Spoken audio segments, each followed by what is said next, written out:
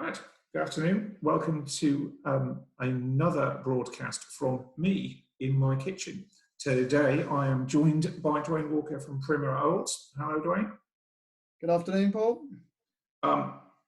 In a sort of non-Jeremy Paxman style, I've sent you the questions in advance, so hopefully you've had a chance to think about them. So question one, what would you have done differently in this crisis if you'd been given, say, 2 months' notice it was going to happen? I think, like a lot of us, I'd have probably sold my shares in Gillette, looking by the facial hair on everyone, and bought Zoom and Andrex.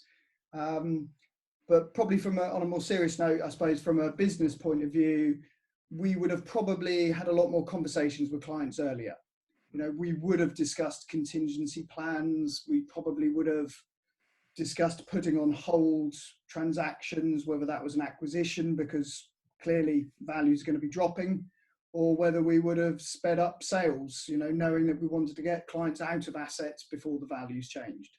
And we would have also had a lot of conversations with clients about how they handle requests from tenants, particularly about rent-free periods and incentives to keep businesses going at the moment.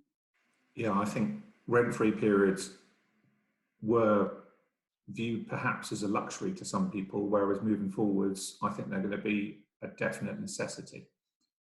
Yeah, it's a very difficult balance, and I think a lot of tenants are getting a lot of incentives, and there's a lot out there with government help. There's a lot of private landlords that are small, that aren't big corporates, and maybe don't have debt, but they live off the money, and you know that to them is their income, and they're not getting help. And I think a lot of tenants forget that, you know. Yeah. And there's, you know, the landlords have to be sensible at the end of the day, but yeah, it's a fine line. Yeah, no, I agree with that. So question two, who or what has impressed you most during this time?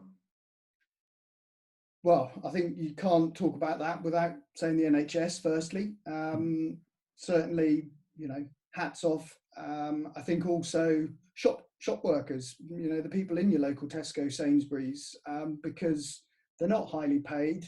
No. They're generally not looked after particularly well, but every day they're going out and putting themselves at risk, and with people potentially around them with the virus.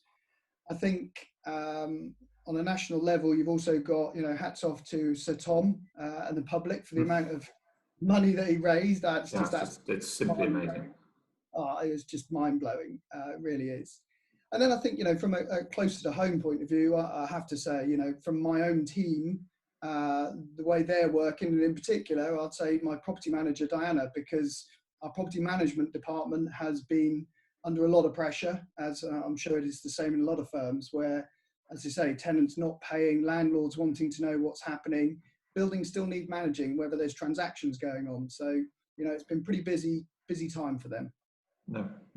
And that's good shout out for Diana there. So question three, describe something you've most enjoyed at this time. Not shaving. Not shaving, no.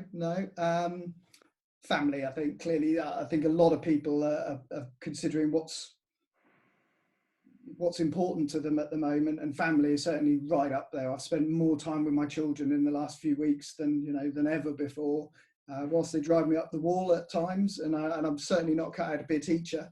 No, I agree with that. I couldn't do that. No, and hats off to them. But yeah, family time is the thing, and I think, you know, we're all busy professionals, and we probably spend far too little time with our families, generally speaking. So this will be an eye opener for a lot of people, I think.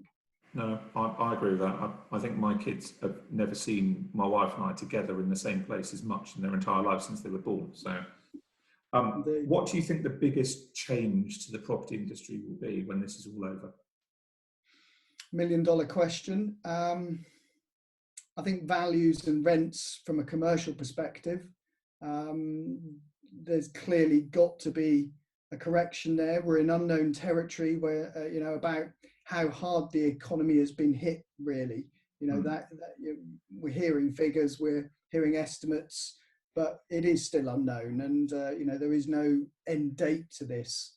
So I think those values and how far they've got to fall commercially, I think certainly residentially that's not going to be the same.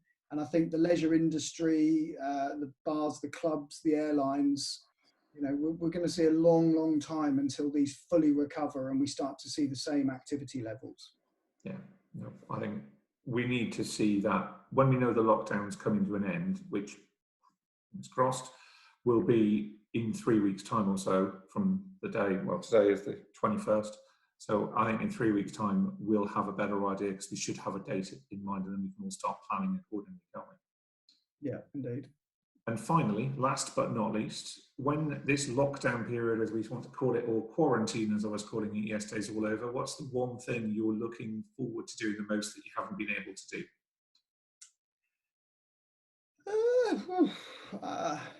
Forgotten about what I used to do now. It's been so long. I've been sat here. No, I think it'd be good to get back from a business point of view. It'd be good to get back doing some face-to-face. I think, you know, property is a people business, and you know, our clients and our staff and the energy that we get from seeing each other and talking in the office is quite important. And I think that's very important from a sort of well-being perspective for everybody out there. Whilst these are great, you know, and seeing people, it's not the same. I think on a personal level, getting back to the gym and events being opened again. I like doing my running, and I had a half Ironman booked, which has all been cancelled. So, and Southampton half marathon this weekend. So getting back to those, which, you know, resets your focus in life in terms of, you know, activity levels and things. Yeah, no, it won't come to surprise you that I wouldn't be doing a triathlon or Ironman or half marathon, not anymore anyway, not at my age, but I wouldn't, I do. I think we're probably about the same age, Paul. But I look so much older, so. Yeah. You're just a whippersnapper in comparison. But no, thank you for joining me today, Wayne. I really appreciate that. And for all of you out there, if you need some really sound commercial or residential advice, then this is the man you should speak to. So thank you very much. Thank you.